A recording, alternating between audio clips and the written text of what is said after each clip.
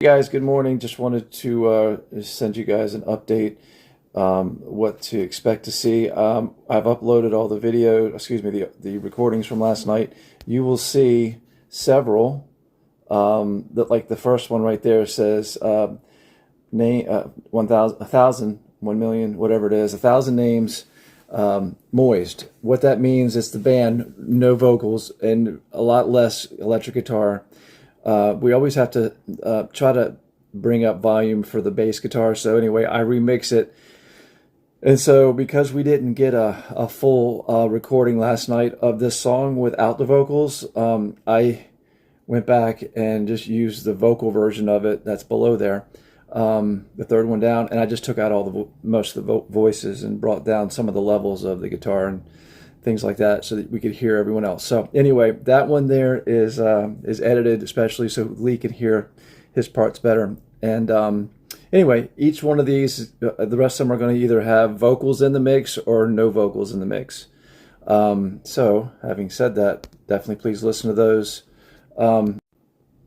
Yeah, I was once again week number 2 for 2, super pleased with the way last night went. We actually got out a half hour earlier than the week before. I thought all the songs sounded really good. Really, I recorded this so you guys don't have this, but I really thought that our breakout recording, or part of the night, was really tight. We were able to hear ourselves really well as a band, therefore working well together.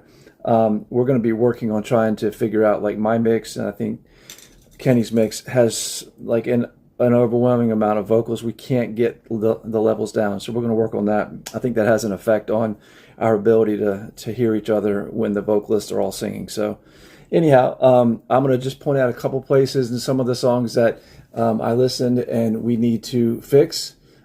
Intro song sounded good. 1,000 names. There is a part on here. Let me see if I can reverse it over. All right, right here. This part right here, we did not play the right chord. That's because it's not written. There needs to be an A over C sharp right here before the D, as usual. Lee, I'm going to show you this part here. I went and listened to it, and you're right. It will sound great with you playing with me on that first turnaround. But we do want to make sure that the timing is right. So we've gotten a lot better throughout the night last night.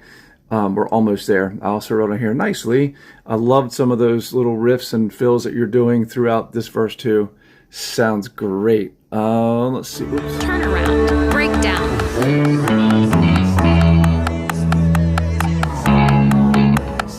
Verse 2, drums in.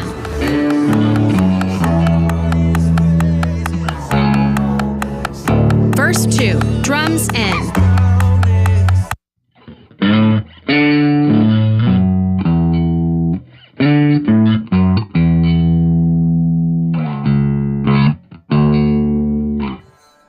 G7, D7, A9, A7. And then from there, you play the rest of the notes. I don't know if I showed you guys last week, but I highly recommend that you all make notes on your music for anything that you need to remember. Anna did this last night. She showed me because she's playing piano. Oh, by the way, Anna, I said this last night and listening to the playback. Wow. Less is more. You're not trying to be a virtuoso on the piano, but what you're doing sounds so good. Excellent job. Excellent job. So let's continue on.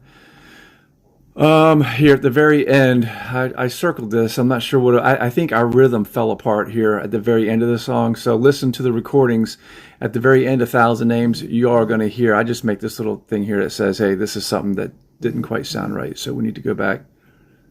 I don't know what that's all about. Anyway, all right. I know a name. The first chorus, Kenny. On that second line, make sure you're just playing one kick drum still. The third line, it comes in with 3 beats. I think it'll sound a little tighter. I told you this video was going to be short. I don't know who that is. That's Diane sending me notes. Okay. I know a name. Yeah, okay. So at the end of I know a name, Lee, I want you to make sure that you are sustaining your notes. Don't cut them off. That's what the kick drum does. The kick drum, or the drummer in general, whoops, don't mean to do that.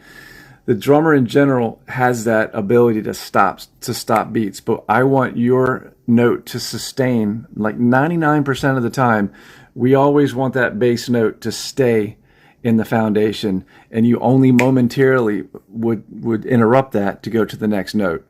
I'm going to give you a quick example of why I say that. Look at that. What is that? That's a foundation. Who makes up the foundation? Mr. Kenny, Mr. Lee.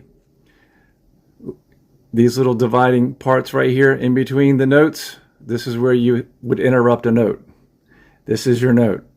Don't want to look like this. Well, this is even a good example because I'd be happy with this, but we don't want to hit a note and let it stop for half of the beat because it just sounds obvious. Now there would be a rare occasion we would want to do that if we were trying to get audience to be maybe emphasizing a beat that we would want them to clap on or something like that. But 99% of the time, we always want your notes to sustain and fill the entire space of a bar or a beat.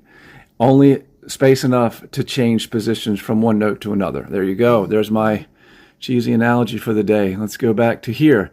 Anna, there's a strange chord you're putting here at the end of this bridge 3A, so figure out what that is. I think you just probably made a mistake. Just make sure that you recognize that. And lastly, great are you, Lord. Just guys know that that was a joke at the end. All that crazy wild crap I was doing at the end, it was just for laughs. So don't worry. That was not going to happen.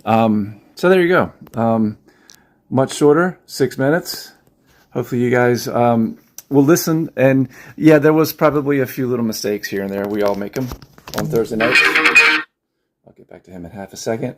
But yeah, listen to the video. Keep doing what you're doing. Everyone came really prepared last night, and I'm very grateful for that. So keep it short. See you Sunday.